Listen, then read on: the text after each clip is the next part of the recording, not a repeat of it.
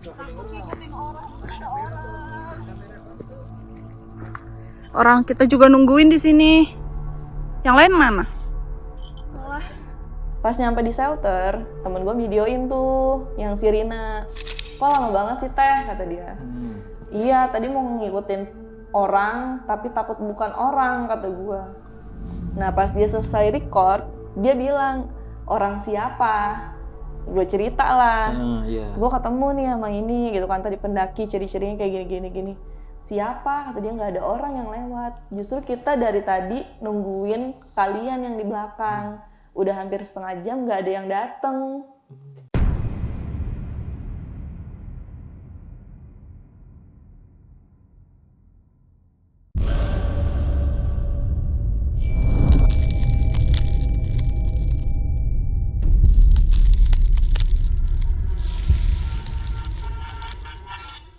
Assalamualaikum warahmatullahi wabarakatuh. Balik lagi nih di besok pagi. Kali ini bareng gue Bang Mange, pria gemoy tanpa bahan pengawet. Gunung Lau. Gunung yang disakralkan oleh masyarakat sekitar memang memiliki kehororan yang cukup tinggi nih. Baik itu di kalangan para pendaki maupun di kalangan warga sekitar. Nah, pada malam kali ini gue udah berhasil menghadirkan salah satu narasumber yang mempunyai cerita horor ketika melakukan pendakiannya ke Gunung Lau nih. Lebih tepatnya melakukan pendakian di malam 1 Suro nih. Oke, langsung aja nih gue sapa narasumber kita pada malam kali ini. Selamat malam, Kak Novi. Selamat malam, Apa Bang. kabar nih Kak Novi? Iya. Sehat ya Kak ya? Alhamdulillah. Oke, dari mana Kak? Dari Karawaci Dari ya? Karawaci, Tangerang. Tangerang Kota itu ya? Iya. Oke. Oke nih Kak, lu kan melakukan pendakian di Gunung Lau ini pada tahun 2020 ya? Iya betul. Itu tepat di malam 1 Suro berarti ya? Iya. Oke, pasti banyak banget nih kejadian-kejadian aneh dan gokil yang dialami sama Kak Novi dan tim pendakiannya nih. Iya. Dan itu tadi gue sempet dengar, sempet ketemu sama 2 pendaki gaib nih Kak. Itu kayak gimana sih Kak maksudnya? Oh iya, jadi waktu naik Gunung Lau itu Bang, Iya. posisinya gua 9 orang dibagi 2 tim di trek. Iya. Nah, di trek pertama itu ada 4 orang dan yang kedua ada 5 orang termasuk gua di belakang. Jadi ketika kita jalan-jalan beriringan, gua sempat memisahkan diri dari kedua tim itu. Jadi gua posisinya sendiri di tengah-tengah trek antara mereka. Iya, oke. Nah, dan gua ngelihat ada pendaki yang naik tanpa perlengkapan. Jadi gua sebutnya warlock ya. Iya. Warga lokal, dia bawa bunga dan tanpa alas kaki.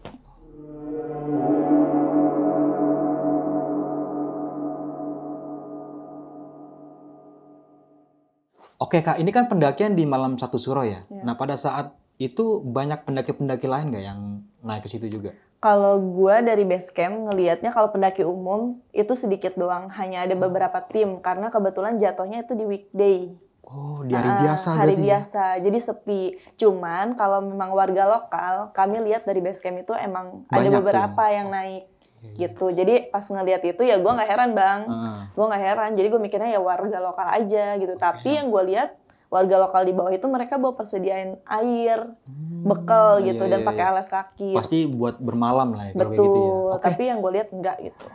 Oke nih Kak, banyak banget juga kejanggalan-kejanggalan yang dialami ya. Itu kan pendakian 2 malam berarti ya? Betul.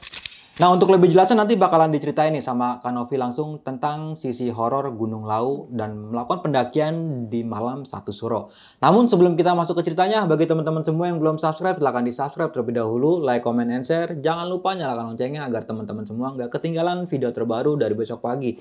Jangan lupa di-follow Instagram besok pagi, karena di situ banyak banget informasi mengenai seputaran trip pendakian, sewa rental outdoor, atau bagi teman-teman yang pengen menjadi narasumber, bisa juga nih langsung di DM aja di Instagram besok pagi.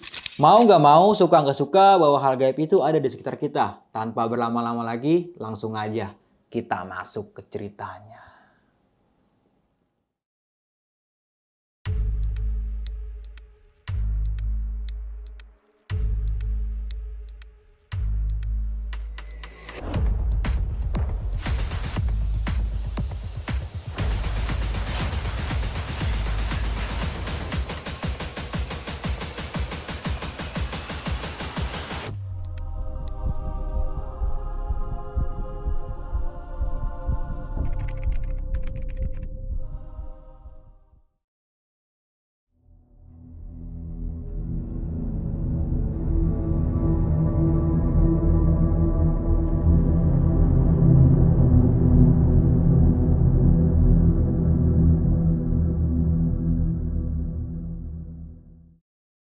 Jadi gue sama temen-temen gue yang biasa mendaki bareng itu kita ngerencanain naik Gunung Lawu di malam 1 Suro.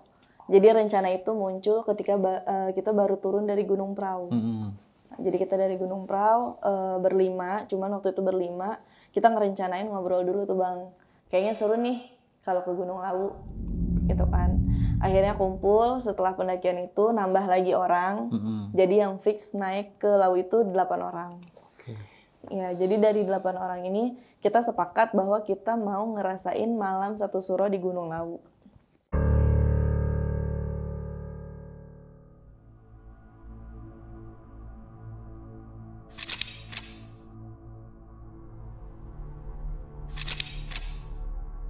Ya, jadi kalau kita baca-baca gitu ya, kalau Lawu itu kan terkenal mistis banget.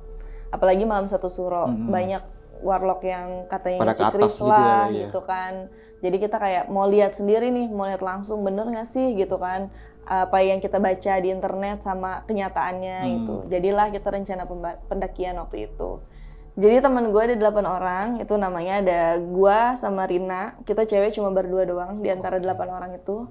Terus ada Dedi, Panji, ada Ricky, terus ada Alip, ada Mas Pur, sama ada Sepdi. Iya, jadi kita 8 orang tuh dari Tangerang. Cuman teman gue nih, si Dedi, dia punya teman pendakian lain dari Madura. Jadi dia ikut bareng sama tim kita tuh Bang, gabung. Jadi 9 orang 9 orang, namanya si Aldi. Jadi kita jemput dia dulu di stasiun, terus baru kita lanjut ke base camp. Nah posisinya pas berangkat itu kita dari Tangerang itu abis Isya. Jadi abis Isya di Tangerang, nyampe ke base campnya itu setelah ngejemput si Aldi ini sekitar subuh atau pagi lah, kita baru nyampe base camp. Kebetulan kita mutusin sepakat bahwa kita mau lewat Candi Ceto. Karena trek paling panjang di Gunung Lawu ya katanya. Jadi kita naiknya dari Candi Ceto. Nah pas nyampe kita di base camp, biasa Bang kayak istirahat dulu, tidur-tidur dulu lah, terus nyiapin perbekalan dan lain-lain, ngelengkapin, istirahat, ganti baju dan lain-lain. Setelah itu baru kita mutusin ke Regis. Nah kalau misalnya naik gunungnya itu kan, apalagi di Lawu, kita dikasih daftar yang nggak boleh dibawa sama yang boleh gitu dibawa. Iya, apalagi kan Lawu itu terkenal mistisnya dan katanya nggak boleh kayak pakai baju warna hijau lah, yang warna-warna hijau gitu kan, katanya dilarang. Akhirnya setelah dicek semuanya sama tim Regis, aman tuh kita. Cuman ternyata temen gua ada yang kebawa baju warna hijau. Dan kita lupa ngecek lagi, ternyata tenda kita salah satunya warna hijau juga. Gitu. Jadi ini tidak ada kesengajaan ya, karena dari Tangerang kita bener-bener kayak nggak tahu kalau packingannya itu. Jadi ada satu orang yang emang tugasnya making tuh Bang. Jadi kita semua nggak tahu nih tenda warna apa, kita taunya tenda beres, perlengkapan aman. Gitu. Jadi setelah selesai Regis, kita mulai pendakian. Nah, setelah ngelewatin pos Regis itu, kita kan ngelewatin yang namanya Candi Ketek ya. Jadi monyet-monyet gitulah, bahasa Jawa kan ya candi monyet gitu. Di situ tuh sepi banget, gak ada orang satupun pas kita datang. Ada pengunjung lain, tapi kayak cuma satu keluarga doang lagi foto-foto di candi itu. Karena posisinya masih pagi, jadi kita ngerasanya kayak harusnya normalnya kayak ngelihat candi di pagi hari tuh kayak biasa aja nggak sih Bang? Kayak udah itu candi gitu. Tapi kita tuh sama sekali, tim gue tuh nggak ada yang pengen ke situ buat foto. Karena vibes-nya tuh agak panas ya di badan kita itu pas lewat. Agak beda hawanya gitu ya? Iya, hawanya kayak hawa apa ya Bang ya? Kayak hawa-hawa gitulah. Gitu. Jadi nggak ada satupun dari kita yang pengen masuk ke gerbangnya tuh aja nggak ada. Jadi kita lewatin, cuman kita lewat dari luar, tadinya pengen masuk tapi kayak ada salah satu teman yang kayaknya nggak usah masuk dan nanti aja pas pulang. Iya, biar sekalian gitu ya. Iya, kan kita lewat sini lagi kata dia. Akhirnya lanjut ngetrek. Cuman gue emang ada fokus pas gue lewat situ, satu pandangan gue di candi itu tuh Bang, yang di ujungnya, yang candi utamanya, yang tempat keluarga pada foto. Gue ngerasa ngeliatnya kayak aneh aja. Keluarga itu foto di situ. Anehnya kayak gimana nih Kak? Yang gue lihat ya, kayak gelap gitu Bang. Candi itu tuh gelap. Kayak mikir logikanya lu ngapain foto di tempat gelap? Iya, padahal di candi-candi lain ada yang terang gitu ya. Iya, tapi keluarga itu tuh milih di situ dan sepenglihatan gue tuh gelap gitu, kayak ngapain di situ foto gelap-gelap gitu kan. Akhirnya ya udahlah gue cuekin aja, karena diingetin sama teman gue itu udah nggak usah masuk, kita lanjut aja. Abis itu ya udah kita lanjut perjalanan biasa sambil ngobrol-ngobrol lah, ketawa. Yang cowok biasa bang kalau misalnya jalan baru sebentar kayak istirahat dulu, sebat. Terus akhirnya sambil nyantai kita ngelewatin yang pemandian air mancur itu. Pancuran 7 ya? Pancuran 7. Iya. Jadi itu pas gua lewat situ itu lagi dibersihin. Dan airnya tuh kan biasanya ngucur terus ya. Nah pas gue lewat itu enggak bang. Jadi karena mungkin kayak lagi dibersihin gitu ya.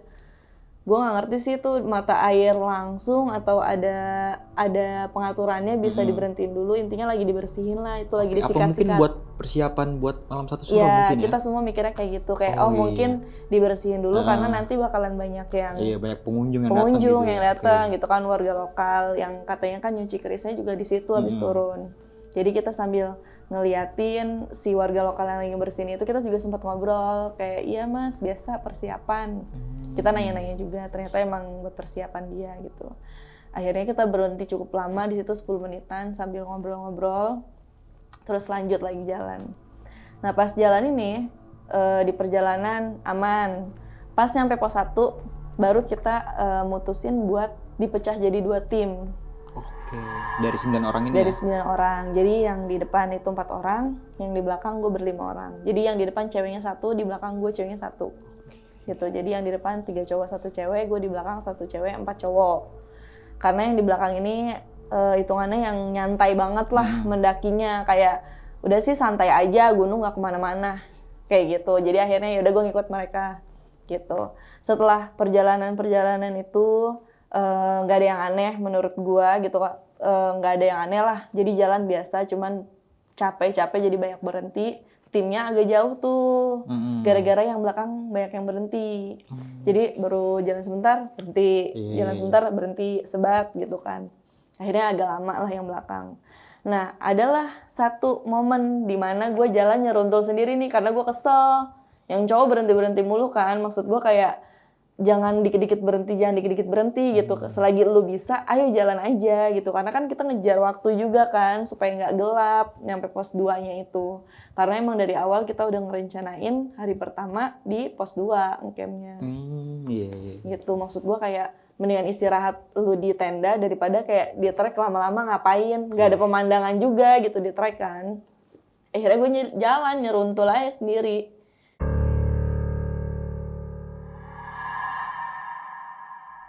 Pas gue jalan itu bang, dapat momen di mana di depan udah nggak ada orang, di belakang temen gue udah jauh. Kepisah jauh. Jadi gue di tengah-tengah nih antara teman-teman gue ini. Gitu pas gue sendirian, baru sadar tuh gue pas udah jauh. Yang di belakang suara orang bercandanya, teman gue bercanda nggak kedengeran. Yang di depan juga sama nggak kedengeran, makanya gue berhenti. Jadi gue berhenti, diem. Agak lama, terus sekitar 5 menit gue nungguin, ternyata nggak ada respon. Gue teriak lah ke temen gue yang di belakang, Kak Panji ayo duluan gitu kan, di mana? Terus nggak nyaut. Gue teriak lagi Kak Panji, gue bilang gitu kan, nggak nyaut juga. Akhirnya gue panggil temen gue si Mas Pur, kata gue, nggak ada yang nyaut juga. Akhirnya gue diem dulu tuh bang, udah 5 menit gue diem lagi di situ. Nggak lama gue lihat ada pendaki 2 orang jalan, dan dia jalan biasa, tetap natap gua, ngelihat gua. Itu warga lokal menurut gua, karena dia tanpa peralatan, tanpa baju hangat, cuma bawa bunga yang digendong pakai kain sama dia kayak gini, dan tanpa alas kaki. Gitu. Jadi emang nggak pakai alas kaki nih, 2 orang. Jadi emang udah nenek-nenek sama kakek-kakek. Udah sepuh lah ya. Udah sepuh. Menurut gua kayak nggak mungkin dia naik sampai puncak sih, karena emang udah sesepuh itu gitu. Tapi dia jalan tanpa alas kaki. Nah pas dia lewat depan gua, dia negor, ngajakin bareng, kayak ayo Ndo bareng. Terus gue bilang enggak mbah, lagi nungguin temen di belakang. Gue bilang gitu kan di belakang. Terus dia cuma jawab nggak ada orang Do di belakang.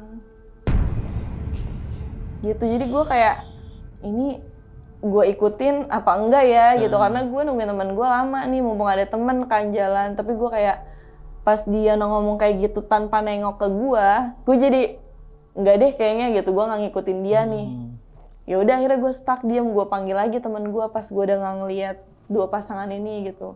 Gue udah nggak lihat agak jauh karena jalannya gini bang, lurus treknya. Tapi ini tuh kayak nikung.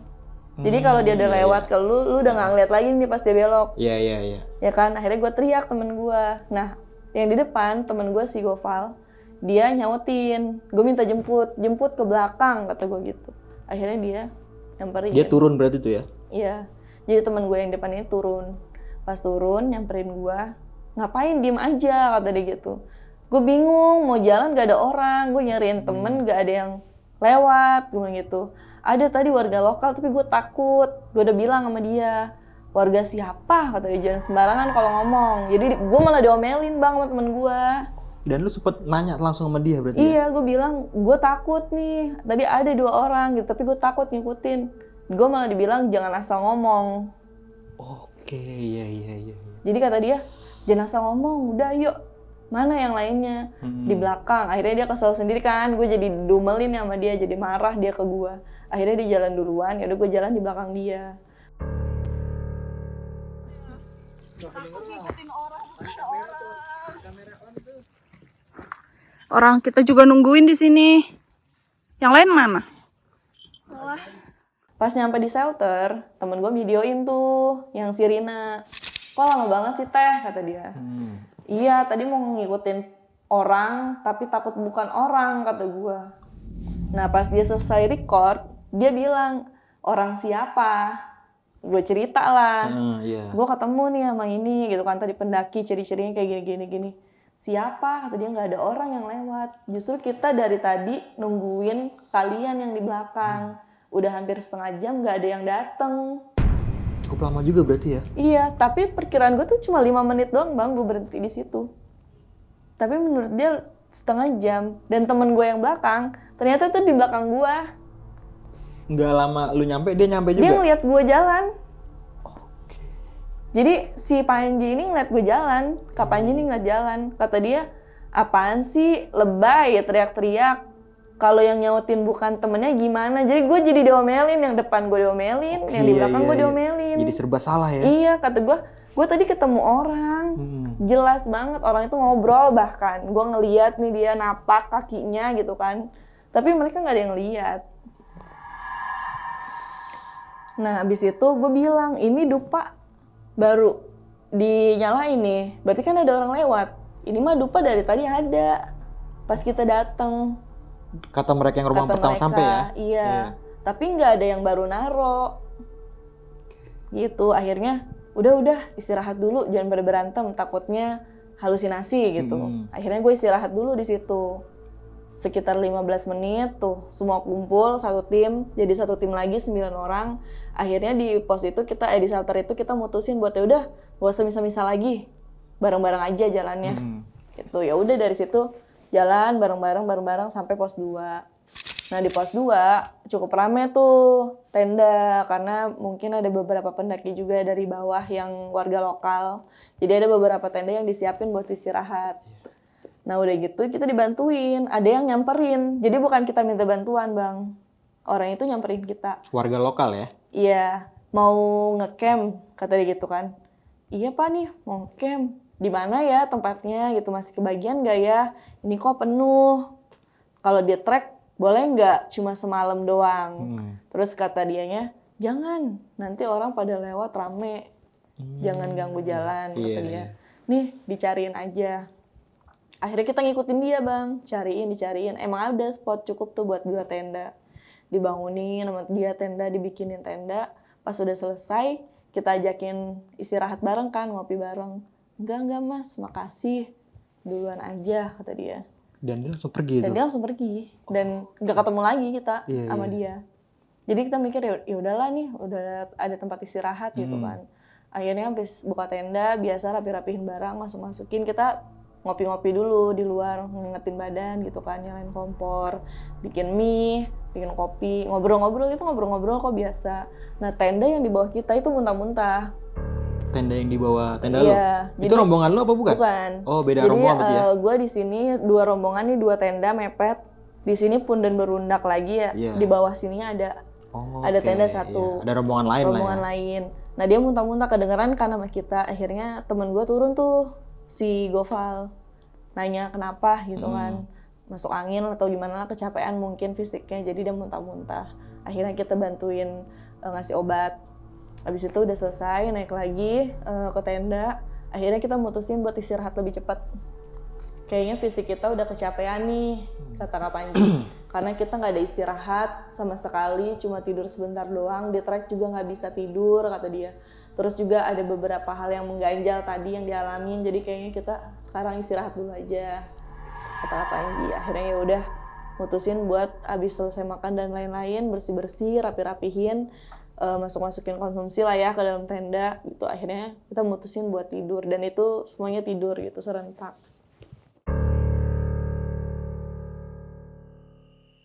Dan malamnya gak ada, kalau gue pribadi karena gue langsung tidur ya, jadi gue nggak tahu kalau ada temen gue yang bangun lagi tengah malam atau gimana gitu.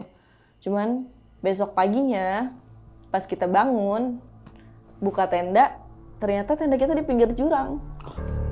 Di pinggir jurang? Iya. Jadi jarak tenda sama jurang itu cuma selangkah doang. Oke. Gitu. Dan kita semuanya kayak bangun tidur ngelihat ke kiri. Kalau gue kan yang sebelah sininya nih, iya. jadi gue ngeliat ke kiri, terus cuma ngeliat ke bawah kayak itu udah jurang berarti? Jurang. Kita tidur di pinggir jurang. Waduh. Gitu. Terus yang lainnya, masa sih? Akhirnya kan gue bangunin temen gue yang lain ya. Coba bangun gitu. Ini gue salah lihat gitu kan, atau gimana? Pas bangun semuanya ngelihat bareng-bareng. Gila, kita di pinggir jurang. Dan kita baru sadar pagi. Berarti pas saat buka tenda itu nggak sadar kalau samping itu jurang? Biasa aja, karena kan ada rumput gitu bang. Oh, kita pikir kayak iya. masih bisa diinjek gitu rumput. Iya. Ternyata pas pagi-paginya, ya jurang. Karena pagi baru kelihatan kan ada matahari. Iya. Pas sore itu kan tembok, kita kabut dan lain-lain. Gitu.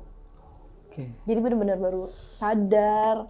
Kayak, gila kita tidur di samping jurang. Terus kata temen gue si Gofal, udah berarti jangan lama-lama, nyiapin sarapan, langsung beres-beres lagi, lanjut aja gitu. Jadi maksudnya nggak usah kayak dilama-lamain lah perdebatan di pinggir jurang ini gitu. Toh kita juga tidur masih ada semalam perjalanan lagi gitu aman ya? gitu kan. Akhirnya ya udah. Nah tapi kan penasaran ya bang ya sama yang warlock ini, karena dia bilang ngecamp juga kan. Jadi kita sambil ngambil air tuh kan, ngambil air persediaan, sambil nyari-nyari di setiap tenda, orang yang bangunin kita tenda, bantuin kita bangun tenda. Itu ngeliat lagi nggak? Semua yang ngeliat kalau orang yang bantuin kita itu. Iya. Cuman ya nggak ada orangnya. Di pagi itu udah nggak ada Nggak orang? ada. Di warung mungkin? Nggak ada, kita juga tanya. Kita tanya, jadi ada nggak sih Pak yang namanya ini, kan kita sempat kenalan tuh. Gue lupa namanya siapa. Jadi yang kenalan tuh si Gofal ini. Iya. Jadi karena dia biasa mendaki kali ya, jadi sosialisasinya sama siapa aja kayak udah ngobrol. Dan pasti kenal dong sama yang warung di atas itu ya? Itu ditanya menurut nggak ada. Warungnya itu? Siapa mas gitu? Nggak ada. kenal gitu? Enggak. Jadi nggak ada yang tahu bang. Nggak ada yang tahu dia tuh siapa gitu. Itu ketemu lagi. Tapi kalau ini tuh si bapak ini kita semua ngelihat. 9 orang ini ngelihat, kecuali yang gue lihat kemarin itu kan, yang pendaki itu. Gitu. Jadi kita kayak udahlah mungkin dia tektok kita mikirnya. Iya, atau mungkin dia aja ya? atau mungkin dia mikir langsung ke atas. Karena emang dia bilang mau nyuci keris. Saya mau nyuci keris mas, kata dia gitu. Cerita lah dia. Akhirnya udah gak usah dipikirin, kata si Gofal gitu.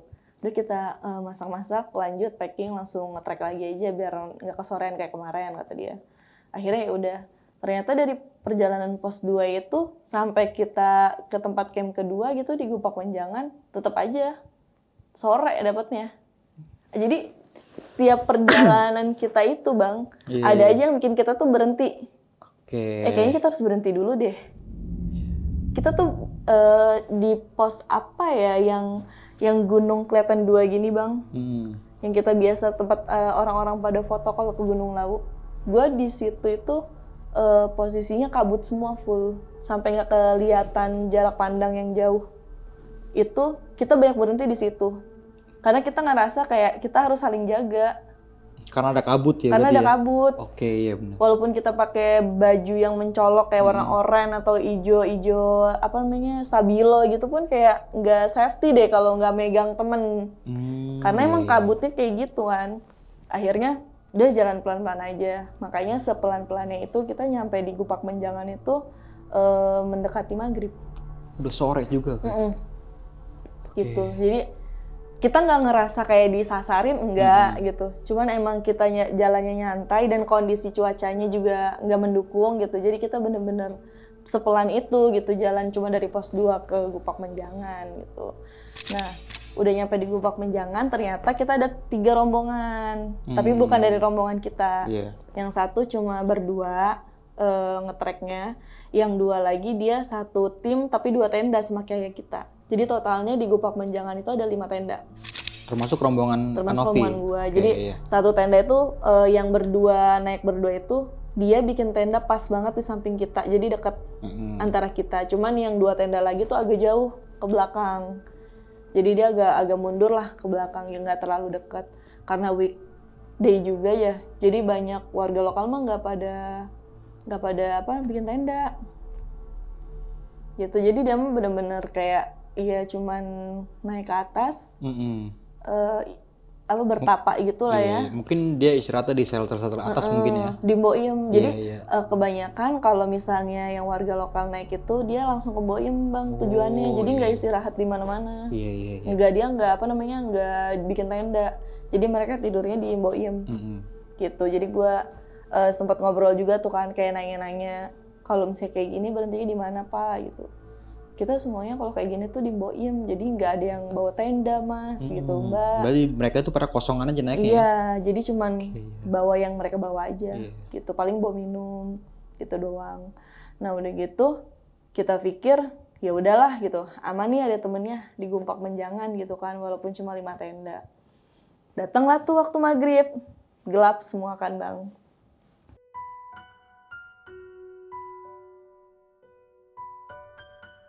Pas maghrib itu baru mulai kerasa. Jadi vibes-nya itu apa ya? Kayak sunyi. Suara jangkrik tuh biasa kan kalau di gunung ya. Tapi ini tuh agak beda gitu bang yang gua rasain. Bedanya tuh karena selain dingin ya, tapi hampa bang. Jadi tempat Gupak Menjangan itu ketika gua nyampe situ tuh hampa menurut gua. Kayak nggak ada.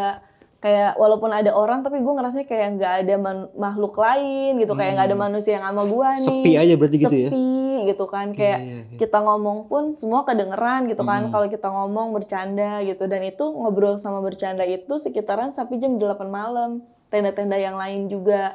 Jadi kita kayak ngopi-ngopi bareng, saling nawarin kopi gitu kan, kita keliling, nanya-nanya dari mana, biasalah ngobrol-ngobrol sama pendaki lain gitu kan. Akhirnya jam 8 kita mutusin buat istirahat. Janjian tuh sama yang tenda lain mau summit jam berapa. Jadi supaya maksudnya bareng-bareng lah. Iya, gitu, biar summitnya bareng ya. Iya, jadi biar rame. Akhirnya setelah itu jam 8 kita mutusin buat udah deh masuk tenda aja istirahat. Karena besok rencananya jam 3 kita mau summit. Jam 3 jadi subuh ya? Rencana awalnya jam 3 subuh. Okay. Kita summit jam 3 supaya kita dapat view bagus nih di atas gitu kan. Jadi subuh kalau bisa atau jam 6:30 udah di Mboim. Gitu. Akhirnya ya udah sepakat tidur semua. Nah pas tidur, gue satu tenda sama Kak Panji dan Alif. Jadi gue bertiga tidur tuh satu tenda. Pertama tuh si Alif ngebangunin, bangun gitu kan. Bang Panji gitu kan. Teh bangun teh. Terus kita nggak ada yang bangun, dibangunin tuh sama dia. Jadi digebrak-gebrak tuh badan kita, bangun gitu kan. Kita nggak ada yang bangun. Akhirnya dia kesel kali, ditariklah baju kita dibangunin gitu bang. Jadi dibangunin gitu, bangun ada apaan sih gitu kan kata Kak Panji. Dengerin deh bang, kata dia gitu. Apa? Ada suara orang ngobrol, rame. Terus akhirnya kita diem tuh bang. Jadi ini kan pintu tenda nih. Kita diem bertiga begini ngedengerin. Kita ngedengerin. Mana sih nggak ada, nggak kedengeran. Kata gue gitu kan. Diem, kata dia gitu. Diem. Akhirnya kita diem. Oh iya, suara orang ngobrol dari tenda sebelah nih. Tapi kan di sebelah kita nggak ada tenda. Oh iya. Karena yang satunya tuh tendanya di belakang kita sana. Di sebelah kita banget nih tenda sebelah sini. Oh iya, ada yang baru datang kali, kata Kak Panji gitu. Coba sono cek keluar, takutnya dia baru datang butuh kopi atau apa gitu. Dibukalah tuh tendanya. Pas dilihat begini, dia masuk lagi. Kenapa? Nggak ada orang, gitu. Kosong ya, sepi. Kosong. Emang kita pas banget ini trek, ini kita nih bang. Iya. Kan jadi makanya kita mikir kalau ada suara kerincingan pendaki atau ada suara orang ngobrol, dia baru datang. Takutnya kan kecapean atau apa, butuh apa gitu bang. Jadi kita kayak mau ngasih gitu. Akhirnya pasti nggak ada orang gitu kan. Akhirnya kita diem dulu nih di pintu bertiga, ini gimana? Udah tidur lagi aja kata Kak Panji gitu. Udah tidur. Istirahat, besok jam 3 bangun. Itu posisi jam 10. Udah akhirnya tidur lagi. Pas tidur nggak lama, Kak Panji sekarang yang ngebangunin. Bangun gitu. Ada apa lagi? Kata gue gitu kan, ada apa lagi sih? Bangunin mulu orang lagi istirahat gitu kan. Masalahnya banguninnya maksa gitu bang. Kayak lu harus, gitu ya? lu harus bangun nih gitu. Gue nggak dengerin lu harus bangun nih gitu. Jadi kayak ngeganggu banget kan. Kita baru tidur dibangunin lagi. Akhirnya ada apaan sih? Kata gue gitu. Dengerin. Apa dengerin apa lagi gitu kan, suara orang ngobrol kata gue. Enggak bukan dengerin dulu. Akhirnya diam. Kerincing gitu. Dan itu kerincingnya tuh kayak bukan, kan kalau pendaki lewat gimana sih bang, kayak dia kegesek tas kan, kerincingan itu. Jadi kayak kerincing gitu doang. Tapi ini tuh enggak, kerincing. Akhirnya kayak, iya denger gak gitu kan. Iya denger nggak Lip? Iya denger. Mau ngecek lagi kata si Alip gitu. Iya cek lagi, udah Kak Panji aja kata si Alip gitu. Dibukalah tenda, keluar. Kalau Kak Panji keluarnya bener-bener badan dia keluar semua, berdiri. Kalau si Alip kan cuma nengok ini doang nih. Kalau dia bener-bener berdiri, nengok begini. Kan dibuka nggak ditutup lagi tuh. Dia nengok kanan kiri, begini pakai senter kan, disenterin trek. Masuk lagi, nggak ada. Kata dia gitu, nggak ada orang. Beneran nggak ada orang. Nggak ada. Udah tidur aja. Udah jangan ada yang saling ngebangunin ya, tidur aja. Kata Kak Panji gitu, udah jangan ada lagi nih yang ngebangunin. Mau denger apa kayak gitu, udah kita tidur aja. Ini kita kayaknya kecapean nih. Jadi berpikir positif gitu tuh, nenangin gua sama si Alip juga kan. Dia juga panik. Terus yaudah ya, jangan ada yang bangunin lagi ya. Nih lampu udah nyematin aja ya. Kayak gitu. Akhirnya lampu dimatiin. Walaupun kepikiran ya bang, tapi kita berusaha kayak udahlah kita tidur gitu. Akhirnya kita tidur tuh, baru bisa tidur. Pas tidur, bangunlah. Jam 3 kita bangun semuanya, tapi kayak karena nyiapin perbekalan dan lain-lain, akhirnya kita baru mulai summit jam 5. Jam 5 summitnya? Janjinya jam 3? Oke. Karena kita nyiapin yang lain juga, terus ngebangunin yang tenda sebelah juga gitu kan, ngajakin tenda yang lain juga kita bangunin, tapi ternyata ada tenda yang gak jadi summit, jadi kayak nanti aja summitnya gitu. Kayak mereka kurang tidur gitu kan. Akhirnya ya udah. Akhirnya kita, tim gue doang, 9 orang, kita summit jam 5. Nah, sepanjang summit itu jalan-jalan, kan kita ngelewatin kayak ladang gitu ya. Misalnya lapangan yang kosong gitu sebelum kita naik ke atas itu kan. Itu tuh kayak ada angin yang ngikutin kita. Gue ngerasain angin itu ngikutin gue bang. Jadi kayak angin itu jalan, begitu tuh beriringan sama gue. Otomatis gue merinding dong, bulu kudu gue kayak gitu kan, maksudnya apaan sih gitu. Kayak kaget gitu lah ya. Iya gitu, kaget apaan sih. Terus kata Kak Panji kenapa? Nggak apa-apa gitu. Akhirnya jalan. Ternyata itu kayaknya kita tenda itu ya, warna hijau itu. Dan pas naik, Kak Panji pas tidur malam itu dia pakai baju warna hijau. Sebelum lanjut ke cerita, untuk kalian yang ingin menjadi narasumber di besok pagi dan mempunyai cerita horor dalam pendakian, kalian bisa kirim cerita kalian ke Instagram official besokpagi.idv atau melalui email besokpagi.ch@gmail.com. Nah, jadi ternyata si Kak Panji ini malam itu bang, setelah kita sadarin lagi, dia pakai baju warna hijau.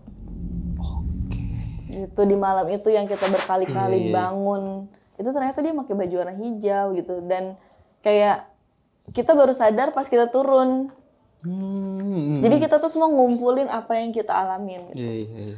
Tapi pas kita nyampe di trek menuju Boiem, pas di Pasar Setan, nah itu gue ngalamin lagi bang. gitu. Jadi gue ngalamin lagi, gue ngambil video di situ. Gue iseng kayak ada batu gede nih. Menurut gue dia batu ini bisa nopang gue nih badan gue. Akhirnya gue naikin batu itu. Batu itu gue naikin, gue bikin video, ambil video di situ. Handphone gue mati total pas ngambil video gue di situ. Mati total lah? Kayak gimana maksudnya? Mati, udah mati langsung gitu aja? Bener-bener mati. Atau kayak di power dimatiin gitu? Enggak. Jadi kita lagi ngerekam, temen gue kan minta tolong nih sama temen gue si Ricky. Ki, tolong dong videoin gue, kayaknya bagus nih buat video 17-an, gue bawa bendera kan. Oh iya, Jadi slow motion gitu lah ya? Iya, gue naik terus gue kibarin tuh bendera gitu. Ternyata pas lagi ngibarin gini, mati handphonenya. Kata si Ricky gini, teh, HP-nya mati nih, lowbat. Nggak mungkin lowbat, kata gue, karena habis dicas. Full baterai gue itu, dan kita mau ada pesawat semua kan, baterai nggak berkurang gitu. Akhirnya ya udahlah pakai HP lu aja, gue bilang. HP-nya sedikit lowbat. Pas mau videoin gue, akhirnya ya udah deh, gue kayak nggak dapat momen nih di sini, gue bilang gitu. Udah gitu lewat. Nah kita ngelewatin juga polis lain yang bekas ada korban meninggal hipotermia. Itu. Berarti sebelum lu naik ada yang meninggal gitu? Iya, jadi selang 2 hari kayaknya deh. Gue naik itu sebelumnya ada yang meninggal. Nah, itu cukup ramai juga tuh tahun 2020. Nanti bisa cek lah beritanya ya. Ada yang sempet hipo itu kan ya kalau nggak salah ya. Yang dia buka baju itu bang, yang dia apa namanya gendong kayu bakar ya. Iya. Itu dia. Jadi setelah dia beberapa hari gue naik, dan itu garis polis lain tuh masih ada gitu, karena masih baru jadi kayaknya masih bagus aja gitu. Jadi belum apa-apa, paling kayak kendor ketebak angin gitu doang. Jadi gue milih jalan yang gue belok, karena lurus nggak bisa, udah digarisin polis lain. Setelah itu ngambil video, karena handphone gue mati, gue mikir kayak ya udahlah, berarti gue dapet momen nih. Karena kita harus buru-buru juga kan ngejar warung Boim, karena kita niatnya habis muncak hari itu langsung turun hari itu juga. Jadi nggak ada niat buat nginep lagi, jadi ngejar waktu banget.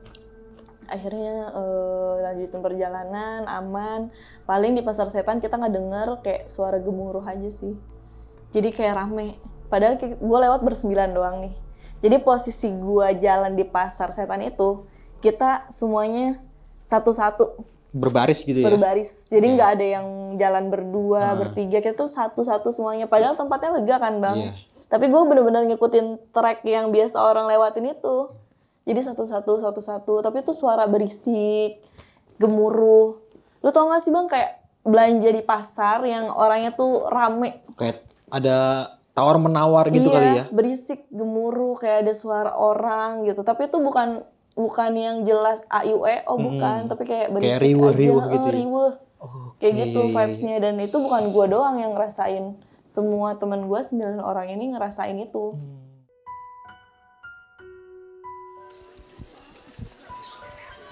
Cuman emang kita nggak ngelihat apa-apa di situ. Nggak ada yang ngelihat penampakan, nggak ada apa gitu. Cuman itu dia yang kita rasain, gemuruh banget itu. Sama yang gue ngambil video, ternyata handphone gue mati. Handphonenya si Ricky yang teman gue minta ambilin foto juga, itu lowbat ya? Lowbat gitu. Padahal kita udah siapin semuanya lah untuk dokumentasi gitu, tapi ternyata nggak bisa dipakai nih handphone kita berdua. Akhirnya lanjut nyampe Boiem. Di Boiem kita ngeliat banyak warga lokal yang nginep di situ. Kan ada, jadi di warung Boiem itu terus ada tempat yang buat bertapainya gitu ya bang. Kayak warung gitu juga. Ya di situ rame banget. Nah itu pendaki-pendaki spiritual mungkin ya? Iya. Warga-warga sekitar ya? Iya, karena mereka nggak bawa perlengkapan bang. Kayak nyiriinnya tuh gampang gitu. Warga lokal itu. Dan semuanya tuh nggak tua gitu, nggak semuanya mbah-mbah gitu. Tapi ada juga yang kayak seumuran 40, 45-an gitulah. Jadi masih gagah. Cuman emang yang mbah-mbah itu ada beberapa gitu. Tapi pendaki yang di bawah ini sempat ngeliat nggak di situ ada? Nggak ada. Nggak ada.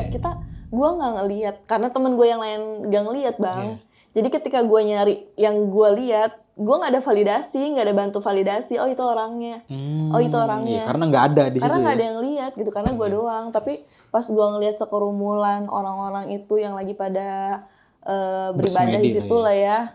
Ya gue nggak ngeliat orang yang gue lihat. Dan ciri-cirinya nggak ada. Mereka rata-rata walaupun cuma naik, mereka pakai alas kaki bang. Iya. Nggak ada yang benar-benar cuma nyeker kaki doang gitu, nggak ada. Karena kan kita tahu kalau jalur laut itu kan batu-batuannya itu tajam. Tajam. Mm-mm. Tapi sempat ngeliat pendaki yang sempat bantuin diriin tenda nggak di situ? Nggak juga. Nggak ada. Jadi kita nggak ketemu 3 orang itu. Mau yang gue lihat, mau yang teman gue lihat gitu, kita nggak ketemu lagi. Jadi ketemu cuma di momen itu aja.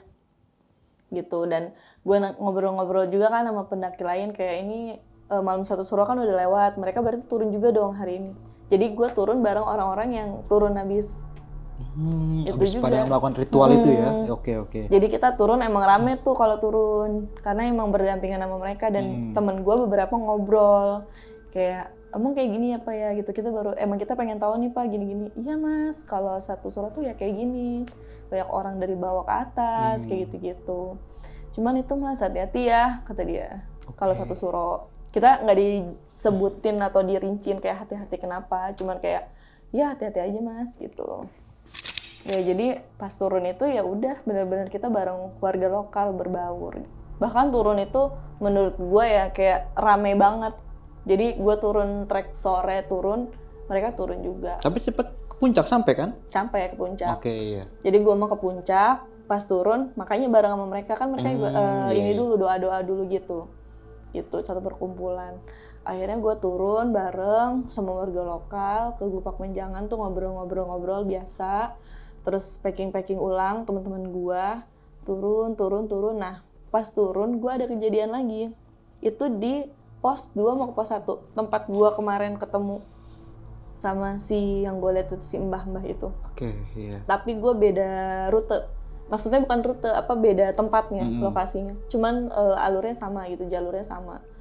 Jadi di posisi itu ada yang cedera bang, pendaki lain. Dan dia manggil tim dari bawah buat minta dibopong. Iya, buat evakuasi ya? Iya, evakuasi karena nggak bisa dia jalan. Akhirnya turun, dia cuma pesan kayak tolong ya mas, kalau misalnya dia belum naik juga, tolong bilangin kalau saya nggak bisa turun. Jadi nitip pesan gitu. Nitip pesan. Kayak estafet lah itu ya? Iya, tolong ya mas gitu. Jadi dia emang pesan ke semua yang turun lah, termasuk warga lokal juga. Akhirnya ya udah kita turun. Tapi di satu momen itu di jalur pos 2 ke pos 1, gue ngerasa gue jalan di situ-situ aja bang. Gue cuma berdua sama Kak Panji. Jadi turun tuh kita udah sendiri-sendiri deh, udah misah bentar. berarti ya turun. Iya karena kan kayak temen gue si Dedi kalau turun pengennya kayak lari gitu kan. Si Dedi, si Ricky tuh pengennya kayak lari karena menurut mereka lebih ringan kalau lari dan lebih cepat. Jadi kita misah semua bang. Misah, akhirnya gue cuma sama Kak Panji doang nih berdua. Itu gue ada 3 kali ngerasa gue di situ aja. Jadi kita jalan yang di batu-batu antara tanah-tanah itu, kita di bawahnya. Kayak mungkin itu jalan air juga kali ya kalau ada banjir gitu. Gue di situ jalan 3 kali sampai gue ngerasa kayak kita kayaknya sejam tanpa istirahat di sini dah. Terus Kak Panji kayak, iya nih, gak bener nih. Oke, dan Panji juga sadar pada saat itu? Iya nih, gak bener nih, kata dia. Udah kita istirahat dulu. Kita lihat sampai ada orang yang lewat selain kita berdua. Karena kita berdua doang bang, gak ada yang lewat. Yang naik kita gak ketemu, yang turun juga kita gak ketemu gitu kan. Kayak gak make sense, karena kita turun bareng-bareng, orang rame banget. Masa gak ada yang lewat gitu kan. Akhirnya udah, kita mutusin dulu buat berhenti. Pas kita berhenti, gak lama, baru ada tim evakuasi naik. Jadi kita ketemu 1 orang tuh, tim evakuasi. Terus disampaikan lah sama Kak Panji, bang mau evakuasi yang di atas sih yang kakinya keseleo. Iya bang gitu kan. Iya nungguin di atas gitu. Tadi dia nitip pesan ke saya, suruh masnya langsung ke atas aja, kata Kak Panji gitu kan. Iya mas, tadi dulu nih saya mau istirahat sih, dari tadi muter-muter nih kayaknya jalannya saya salah jalur deh, kata dia gitu. Itu jadi, tim ranger base camp berarti ya? Dia sendiri. Dan dia ngerasa ada yang muter-muter juga? Oke. Terus bilang lah si Kak Panji, sama berarti bang, gue dari tadi turun sejam jalan, perasaan gue di sini aja. Akhirnya ketemu nih bertiga. Karena gue juga ngelihat orangnya dan Kak Panji ada temennya nih kali ini Kak Panji, jadi gue ngerasa aman. Jadi ngobrol tuh, iya bang nih dari tadi di sini mulu nih. Biasanya nggak kayak gini nih, paling dari pos 1 ke pos 2 cuma berapa menit doang, kata dia gitu, kata si ranger ini. ya udah kita berdua semakin yakin kalau kita kayaknya kita dimainin nih, ada yang mainin nih. Iya. Kita diputer-puterin nih di sini-sini aja. Nah, abis pisah sama si ranger ini, istirahat dan kita misah, dia ke atas, kita ke bawah, baru lancar. Ketemu sama teman kita yang udah 1 jam nunggu di pos 1, si Mas Pur, dan dia sendirian. Lu pada lama banget sih, gue di sini sejam, lu belum pada turun. Ternyata yang di belakang gue itu yang 6 orang itu belum turun juga, karena paling depannya itu si Mas Pur itu. Berarti yang pertama sampai lu ya, yang kedua ya? Iya. Yang kedua sampai lu lu sama kakaknya tuh berdua. Oke, iya. Akhirnya udah deh, kayaknya kita tunggu dulu nih yang lain biar sampai lengkap dulu rombongan kita. Gue bertiga nunggu selang 5 menit, itu yang di belakang langsung nyampe. Kayak, kok lu lama banget sih jalannya? Enggak kita cepet kok, kan kita lama di atas. Kita masak dulu. Kata dia gitu. Ternyata gua sama Kak Panji doang yang ngalamin kita diputerin jalan. Gitu. Akhirnya udah kita nunggu dulu nih. Istirahat dulu deh, istirahat. Nggak bener nih. Kata si Mas Pur gitu. Dia juga kesel kan nungguin kelamaan. Udah sebat dulu sebat biar plong, kata dia gitu. Akhirnya udah sebat. Terus istirahat, sempet ada tidur juga gitu beberapa menit kan. Sambil nunggu full 9 orang. Nah pas udah full 9 orang, baru kita turun bareng-bareng. Nah di tempat pemandian itu, yang air pancur itu udah mulai rame orang-orang. Mereka pada mandi bang. Jadi yang warga lokal itu ke situ dulu melipir, mereka pada mandi di air pancur 7 itu. Jadi mereka pada berderet, mandi, pakai kembang yang mereka bawa. Jadi dipopohin, dipopohin gitu ke badannya, terus ke kepala, gini-gini, ke ininya kaki. Kan dia posisinya kayak duduk di antara 2 sujud gitu. Iya. Kayak gitu. Terus kita ngeliatin kan, kita ngeliatin dulu tuh, istirahat dulu, ngeliatin sambil ngeliatin. Terus ada warung di situ, jadi sambil minum-minum dulu lah, mesen-mesen makanan, ngeliatin, nanya-nanya, emang kayak gitu ya Bu kalau di sini gitu. Iya Mas, emang harus kayak gitu. Jadi pembersihan atau bahasanya pensucian kalau dia bilangnya. Gitu, jadi pensucian karena dari atas, jadi biar suci gitu-gitulah mandi. Nah udah, akhirnya kita ngeliatin itu, keenakan ngeliatin warga yang rame pada mandi gitu kan, ritual-ritualnya yang popohan apa kan dia doa juga gitu-gitu kan ya. Akhirnya nyampe lah hampir maghrib di situ kita. Karena posisi gue kan perempuan cuma 2 orang, kita udah sama-sama capek nih, kayaknya kita nggak bisa nih jalan lagi gitu kan. Akhirnya kita berdua mutusin naik ojek, kalau gue berdua. Sedangkan yang cowok-cowok dia jalan lewat Candi Ketek. Lu sama Rina naik ojek turun berarti ya? Gua sama Rina naik ojek berdua. Oke, iya. Gitu, jadi emang gue udah capek banget dah, udah gara-gara jalan sejam itu nggak jelas, muter-muter. Akhirnya gue kayaknya udah nggak bisa nih jalan gitu. Tuh, jadi akhirnya ya udah, pas pulang gue cuma sampai situ aja. Sedangkan yang cowok-cowok dia lewat Candi Ketek sampai ke base camp. Nah pas sampai base camp ada cerita-cerita lain nggak dari rombongan lu ini? Kalau di base camp gue hampir pingsan sih bang, pas nyampe. Jadi gue dipapah pas turun dari ojek itu. Itu karena apa tuh? Gue ngerasa kayak ada yang ketinggalan bang. Lu pernah ngerasa nggak sih kayak lu abis dari satu tempat, tapi kayak lu kayak ada yang narik nih hawa lu dari kepala. Jadi badan lu tuh merinding kayak ke atas semua. Dan lemes pasti. Dan lemes. Itu yang gue rasain. Jadi pas gue turun, gue ngerasanya biasa aja bang di ojek. Cuman pas gue napakin kaki di base camp, tuh gue langsung kayak lemes gitu. Sampai gue dipapah sama orang base camp tuh 2 orang. Tapi sempet diobatin sama orang base camp? Iya, gue langsung disiapin teh anget, dikasih minyak kayu putih gitu biasa. Udah Bu, istirahat dulu Mbak, kata dia gitu. Nggak diceritain apa-apa gitu? Nggak, gue ngomong apa-apa sih. Terus dia juga nggak ngomong apa-apa dulu tuh bang. Cuman pas abis selesai gue udah enakan, dikasih tahu kan sama si bapaknya, emang ngapain, kata si bapaknya. Terus ya baru tuh Kak Panji bilang, oh iya Pak, kita tanpa kita sadarin gitu, kita bawa tenda warna hijau, terus ada teman kita yang pakai baju warna hijau gitu. Dan itu bukan kita menantangin Pak gitu, tapi emang benar-benar pure itu kesalahan kelalaian kita sendiri. Mungkin karena lupa gitu. Iya, dan kita juga menyadari itu gitu, mengakui. Oh gitu ya, alhamdulillah udah nyampe sini semuanya selamat. Cuman gitu doang sih. Terus sama nitipin kayak, udah Mas diperhatiin aja mbaknya, pokoknya jangan keluar dari sini kalau si mbaknya masih lemes.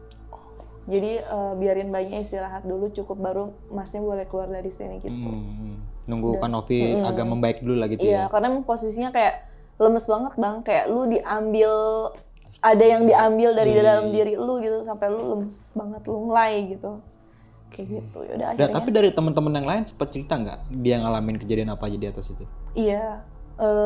Kalau gue sama Ricky langsung kaget rekaman video yang gue di Batu itu sih. Ternyata itu ke record. Yang lu main bendera itu? Ternyata itu ke record dan gak slow mo. Gitu. Jadi padahal kan kita udah take slow mo. Ternyata kirain kita kan handphone mati nggak ke save. Ternyata pas di base camp cek bersih semuanya, buka handphone gue tuh nyala bang. Nyala, handphone gue tuh posisi nyala karena kan pas abis mati itu kan berusaha buat nyalain, buat foto-foto di puncak, nggak bisa.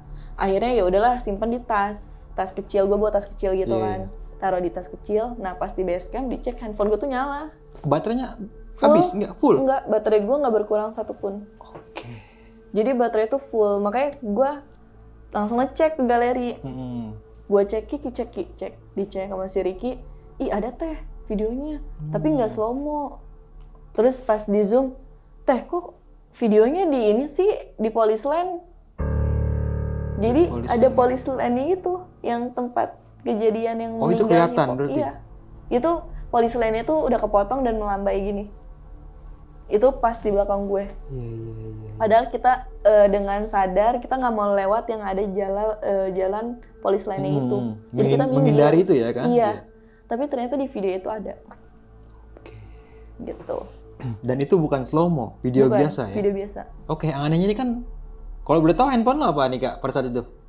iPhone 6. Udah canggih lah ya itu ya, Yeah. di tahun-tahun segitu udah canggih. Yeah. Masa kok bisa mati tiba-tiba Nah kena, itu dia gue kayak kena suhu udara yang dingin gitu ya? Nah, Kayaknya kan nggak tahan mungkin banting ya, gitu. Tapi nggak ini mas, benar-benar kayak nggak bisa nih, nggak bisa nyala bang. Dan sebelumnya handphone lo juga nggak error. Nggak. Kalaupun nyala dari atas kan logikanya kayak berkurang nggak sih bang? Iya. Itu 100% loh. 100%. Jadi nggak yang 99% gitu nggak. 100%. Karena emang pas ngeluarin handphone itu emang masih 100%. Abis di cas pakai PB. Iya. Itu benar-benar full 100%. Dan udah nyoba nyalain handphone itu di puncak nggak nyala juga? Nggak bisa. Kan gue pikir kayak ngehang nih, takutnya kedinginan. Iya. Ngehang nih. Tapi di puncak tuh nggak bisa, dinyalain nggak bisa. Gue balik ke Boyem lagi nggak bisa. Terus ya udahlah gue cuekin, ya udahlah berarti emang udah mati, nggak bisa buat foto-foto kan. Gue pakai foto yang lain aja, kamera anak-anak. Pas nyampe base camp, gue buka HP, nyala. Itu nyala, 100% baterainya. 100% dan nggak berkurang jadi 99, 98 itu nggak, benar-benar di angka 100%. Nah kan pas sampai base camp ini kan sempat bertanya sama orang base camp ya.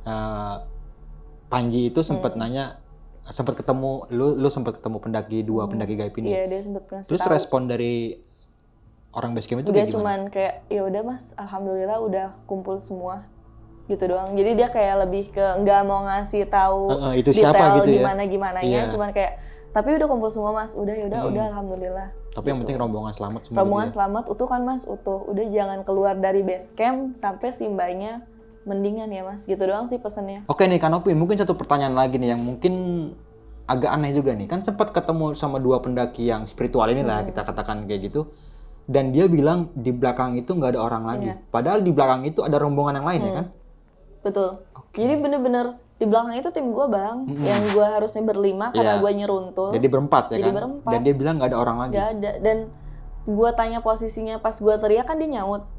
Sampai akhirnya dia marah-marah pas ketemu gue kan. Gue bilang lu lagi ngapain pas lu nyaut? Ya kita lagi sebat, maksudnya nanggung, lagi istirahat. Dan itu jaraknya mungkin nggak jauh dari lu? Enggak dong bang, kan gue kedengeran. Oke. Karena bentuknya kayak tracknya oval gitu yang gue bilang. Jadi dia nggak ngeliat gue, yang depan nggak ngeliat gue. Padahal kita sama-sama di situ. Mungkin kalau ditarik lurus kelihatan ya? Iya, mungkin kalau lurus ya kelihatan kita sama-sama ngeliat. Dan seharusnya kalau emangnya bener ada kan temen lu ada yang turun dia. Nah. Harusnya papasan juga dong sama dua pendaki sepuh ini. Iya, tapi dia nggak ngeliat sama sekali. Dia sama sekali nggak ngeliat apa yang gue omongin, dia mah cuma kayak udah jangan sembarangan ngomongnya. Kayak gitu, jangan ngomong, ikut aja nih, yang penting udah ketemu. Dan ditambah lagi pas lu sampai shelter itu ada tempat dupa yang baru ya? Betul. Jadi dupa itu menurut gue tuh baru dibakar sih. Makanya gue nanya, lah ini siapa yang bakar dupa? Nggak ada, emang dari tadi ada di sini.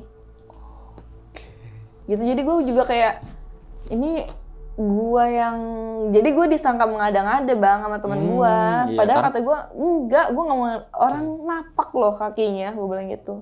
Dari segi baju penampilannya itu dia pakai baju Dia ini kalau yang mbah-mbah yang perempuan dia Iya. pakai baju kebaya yang kayak diikat gitu bang, yang zaman dulu yang lu disanggul tahu. gitu ya, Iya, diikat ya, dan iya. dia cuma pakai kain bang, nggak pakai celana. Kalau yang si mbah yang cewek, Iya, iya. penampilan orang zaman dulu lah.